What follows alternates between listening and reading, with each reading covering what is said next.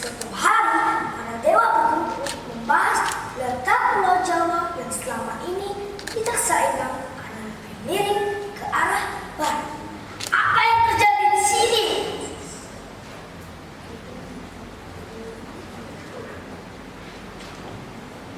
Kenapa Pulau Jawa ini belum seimbang? Ujar seorang dewa. Segera apa yang harus kita lakukan? Tanya dewa lain. Setelah berdiskusi, akhirnya mereka memutuskan untuk meletakkan sebuah gunung yang besar dan tinggi di tengah-tengah Pulau Jawa untuk menjaga keseimbangan alam. Gunung apa yang ada di tanah itu?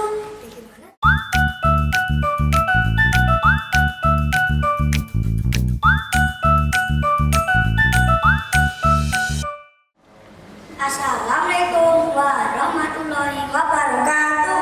Nama saya Fafia Nurjen Nanggana Nayaka, kelas 4 SD Negeri Cipudan, Kapanewon, Bandar. Kali ini saya akan bertutur tentang pemanahan.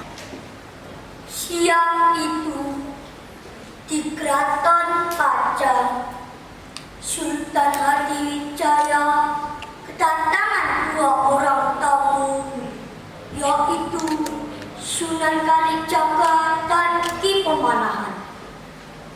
Kemudian Sunan Kalijaga menyampaikan tujuan kedatangannya. Nak Mas Sultan, tujuan kedatangan kami yakni menagih janji.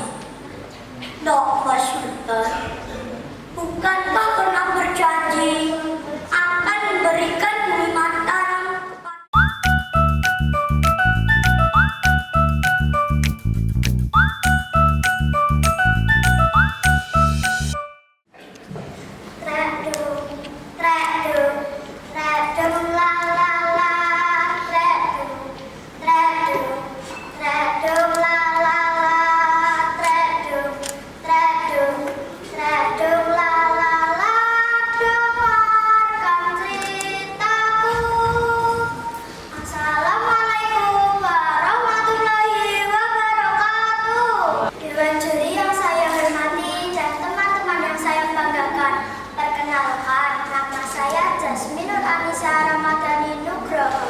biasa dipanggil Jasmine, namun bukan dari Timur Tengah loh.